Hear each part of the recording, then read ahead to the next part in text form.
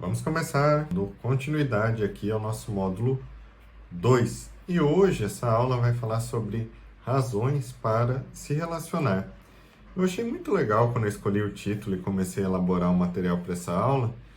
E depois que eu terminei, eu fui ver esse título e pensei, caramba, parece que razões para se relacionar deu a entender que eu iria hierarquizar, né? Algumas possíveis razões para que você queira ou que justifique você passar pelo trabalho necessário para construir um relacionamento, para se relacionar. E na verdade não é esse o intuito dessa aula. Essa questão que eu trouxe sobre razões para se relacionar é justamente o contrário, é fazer a investigação, o questionamento em você mesmo, de quais são os seus motivos para querer se relacionar. E como isso se aplica, né, pensando isso sendo um curso sobre superação, superar o término de um relacionamento, como isso se aplica nesse sentido? Você tendo um entendimento real de quais são suas razões, seus motivos, seus objetivos, seus interesses, seus sonhos em se relacionar, fica muito mais fácil chegar à quinta fase do luto, da quinta aula, e se apropriar no processo de aceitação e seguir sua vida.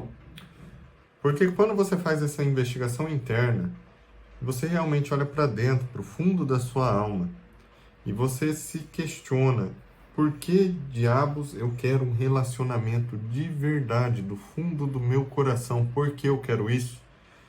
E essa resposta começa a tomar forma, começa a ficar mais clara para você, você vai entender que aquele relacionamento que você viveu, que até ontem, ou até mesmo até hoje ainda está difícil para você superar e seguir em frente, ele nem tinha essas razões aplicadas.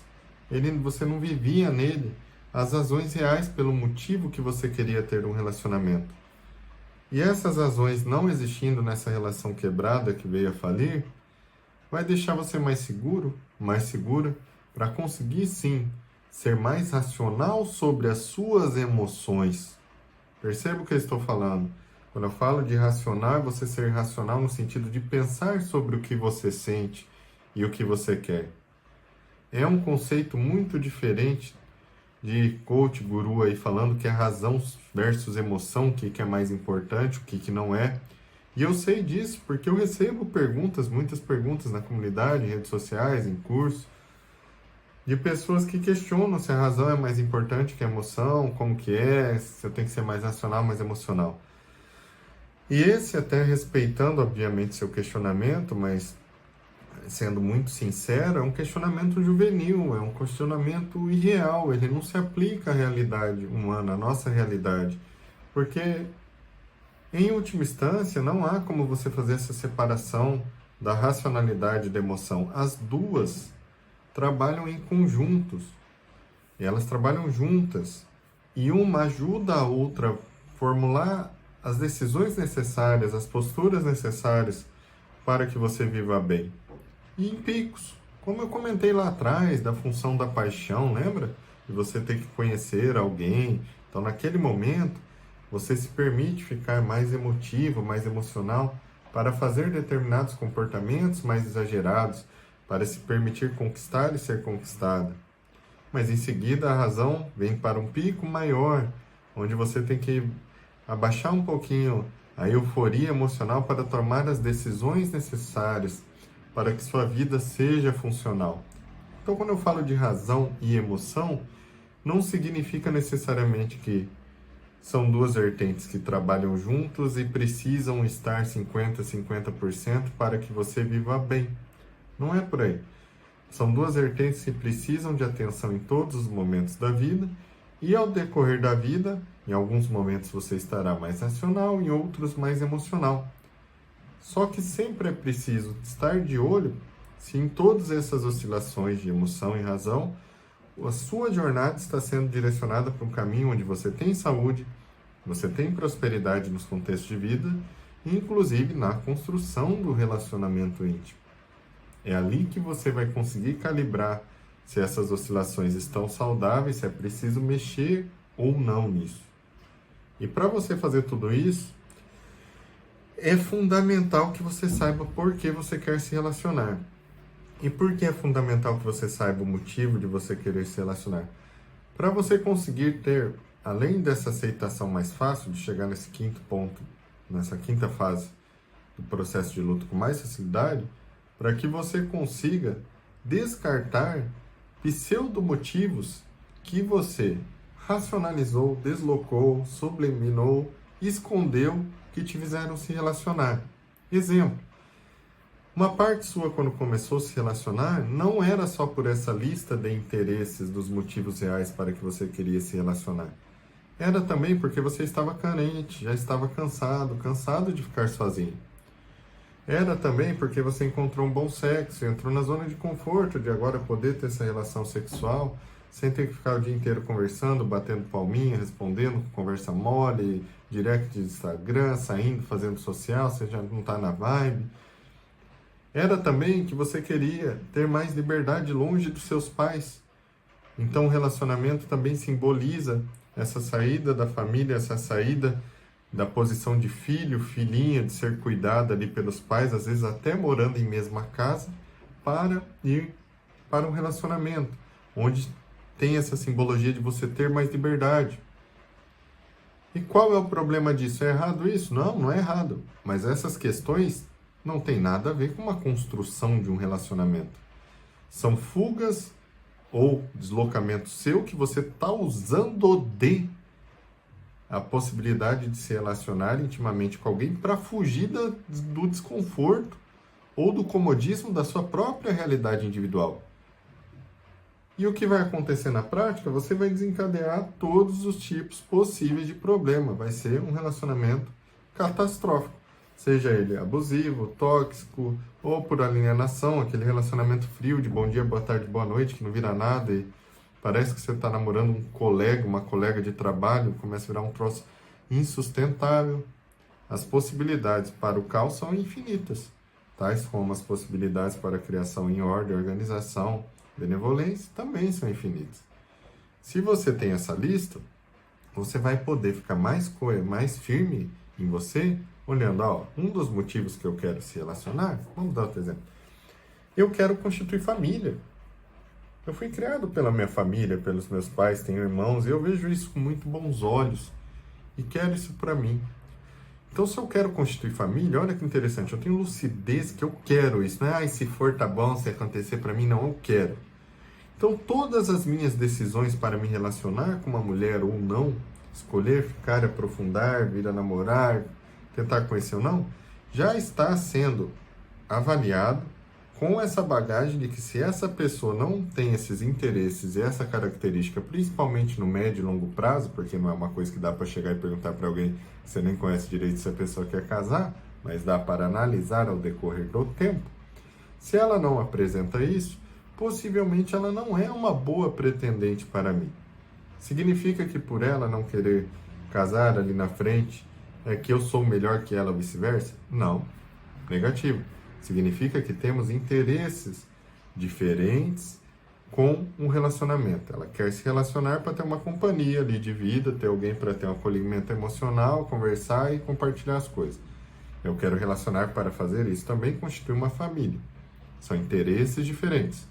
E se um não investiga, o outro não investiga, esses interesses são diferentes. Vocês são colocados juntos e um começa a cobrar o outro exageradamente para que satisfaça o seu lado de interesse, vocês vão criar todos os tipos de problemas possíveis no relacionamento de vocês e serão infelizes ou não serão preenchidos da maneira que esperam com a relação. E olha que interessante, eu dei exemplo falando de um contexto. Eu quero constituir família. Eu posso falar qualquer outra coisa, eu quero uma companhia para a vida, igual a outra pessoa aqui falou, né? Outro exemplo. Quero alguém do meu lado, eu quero uma companhia. Outro exemplo. Eu quero alguém para ter intimidade com uma pessoa só, alguém que quer namorar com uma pessoa só, que não gosta de ser solteiro, não gosta de sair e conversar com muitas pessoas, não gosta de sair transando com várias pessoas. Isso está tudo bem, é uma característica sua. Mas se você só quer uma companhia para te manter numa zona de conforto desse sentido, pode ser um namoro legal, pode te fazer bem, mas ainda assim é um namoro raso em nível de profundidade, de intimidade, porque você não quer nada mais além daquilo. Então, se você quer isso, se você conhece uma pessoa muito bem resolvida na vida, que também tem essas características, mas quer algo mais, ela é uma pessoa totalmente voltada para a área profissional, evoluindo, e você só quer o conforto aqui de onde você já está. E você fica parado, ela continua evoluindo. Você fica parado, ela continua evoluindo. Você fica parado, ela continua evoluindo. Você vai gerar problemas. Isso vai gerar problemas. Um próprio afastamento de não ter como vocês conversarem realmente com intimidade, com liberdade, porque os interesses estão distantes. Então, quando um relacionamento ele começa pelos motivos errados, por esses que não foram investigados, ou talvez você já tenha investigado, mas você não está prestando atenção nisso, ele pode ser bom ou satisfatório nas primeiras semanas ou nos primeiros meses, mas depois vai dar problema. Normalmente, relacionamentos que começam sem a investigação dos motivos, das razões para você se relacionar, eles não duram nem o período quando acaba a paixão. São relacionamentos que quando a paixão acaba, o relacionamento acaba. Então, é mais ou menos 2, 3, 4 meses. A pessoa consegue sustentar porque está naquele pico neuroquímico do entusiasmo. Então, o carente conseguiu a pessoinha aqui e está criando uma vítima nova para satisfazer a carente. A dependente financeira dos pais conseguiu o carinho aqui, agora conseguiu liberdade, sendo independente dos pais. O carinho acomodado, agora tem uma mulher aqui que o acolhe, tem sexo, faz tudo com ele. Quando a paixão passa, só essa necessidade primária que você deslocou para aquela pessoa, ela não vai ser o suficiente para fazer com que você se sinta feliz e realizado em um relacionamento. Serão essas questões mais profundas, as suas razões reais para se relacionar. E aqui é muito interessante, porque eu não tenho nessa aula, não tenho como fazer uma lista de atividades ou de exercícios para te dar as razões para você se relacionar. Porque isso é extremamente íntimo. Isso tem que ser criado através da sua própria subjetividade. Então, como que você vai criar isso? Posso te dar uma dica. Sempre que você se permitir fazer uma reflexão, lembra dos 5 minutos que eu falei na aula anterior? Engata isso nesse tempo, faz uma reflexão do que você quer com o relacionamento. Sempre se questiona o que eu quero com o meu relacionamento. Anote num papel. Eu gosto muito de papel, né? Porque o papel fica escrito, tá escrito daquele jeito, você não perde, guarda o caderno, tem seu cantinho. Registra no papel, poxa, eu quero porque eu quero trocar experiências num nível mais profundo. Eu quero saber como é ser cúmplice de alguém e se entregar completamente e viver isso em retorno. Eu tenho interesse de saber como é isso. Eu tenho interesse de saber como é ser mãe tendo um pai, uma pessoa que eu amo, que eu respeito, para a criança. Eu tenho interesse de viver isso. Eu tenho interesse de ter alguém que queira conhecer o mundo comigo e eu posso olhar através dos olhos dessa pessoa e ela possa olhar através dos meus. Tudo que você for se dando conta, não vou dar exemplos aqui para não confundir, eu quero que você faça essa investigação transparente, com a sua própria psique. Não tenta pegar um molde, entende? Não tenta buscar um modelo do que as pessoas que têm um relacionamento saudável têm na listinha delas, porque essa parte aqui é muito individual. Algumas outras coisas, elas têm como serem modeladas. Exemplo, não sei se você também está no curso Os 9 Pilares para Construir um Relacionamento Saudável, mas eu tenho um desses outros cursos, é esse. E lá tem 9 pilares que eu acredito, sim, através de muitos casos clínicos que eu atendi, muita experiência clínica dentro da psicologia e estudo de caso, que aqueles 9 pilares se aplicam a todos os relacionamentos. Mas aqueles 9 pilares falam de coisas muito fundamentais para o comportamento humano. Falam de respeito, amizade, empatia, amor, sexo, necessidade biológica, comunicação. São coisas que você vai viver no seu relacionamento, independente desses motivos mais profundos ou não. Então ali eu consigo fazer uma listagem. Agora essas razões são muito singulares. Porque hoje, felizmente, se tem essa liberdade de você poder escolher que tipo de vida você vai conduzir, inclusive no relacionamento. Você é 100% livre hoje para se relacionar com quem quiser, ou com quem, né, no plural, fazer o que quiser e escolher que vida você quer para você. E se você deixar solto no piloto automático, você vai cair na mediocridade. O que é o medíocre? É o médio, é o que a maioria das pessoas está vivendo. E o que a maioria das pessoas está vivendo? Relacionamento meia bomba, escassez financeira, dinheiro só para pagar as contas em altos e baixos, saúde mais ou menos, obesidade, falta de cuidado com o corpo, sedentarismo, falta de realização profissional, trabalho só para pagar conta, vida sexual meia bomba, tem saúde, tem libido tudo, não transa nem 2, 3 vezes por semana. Se você conversar com a média, é isso. E se você não fizer a sua escolha, você convive com essa média, não interessa, na sua família, no seu ambiente de trabalho, suas amigas, seus amigos que saem com você. São pessoas que estão inseridas nessa sociedade, essa sociedade, o meio impacta você. Lembra? Você é a média você é a média das 5 pessoas que você mais convive? Se você não fizer essa lista, você sempre vai ser a média. E você depender de estar o tempo inteiro com 5 pessoas extraordinárias é uma coisa quase que impossível.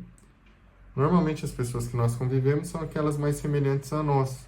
Isso vai acontecendo naturalmente, ou seja, quanto mais eu me permito evoluir, investigar o que eu quero e traçar um planejamento de decisão consciente de só permitir coisas alinhadas ao que eu quero, incluindo relacionamentos para a minha vida, quanto mais eu for evoluindo, mais estará evoluindo também os meus contatos sociais, essa média das 5 pessoas que eu mais convivo. Então não adianta você imaginar que vai vir um fator externo, ou alguém que você vai namorar, um amigo que é o gênio do relacionamento, que vai fazer isso por você. É o seu próprio desenvolvimento pessoal que vai aumentar a sua lucidez sobre os motivos e as razões pelas quais você quer de verdade se relacionar, que vão te direcionar a fazer o que é preciso para se tornar a pessoa que vai atrair esse nível de experiência. E aqui, conheço muita gente, tá? Que eu já trabalhei, já atendi, que quando essas pessoas fizeram essa investigação, uma grande porcentagem delas se deu conta que nem queria se relacionar, de verdade. Queria só aqueles benefícios, como os que eu citei de exemplo no começo, a carência, ter alguém perto, zona de conforto, mas sobre relacionamento em si, por que se relacionar? Por que ser devoto a alguém e vice-versa? Por que compartilhar tudo e trabalhar para fazer a dois ao invés de fazer sozinho?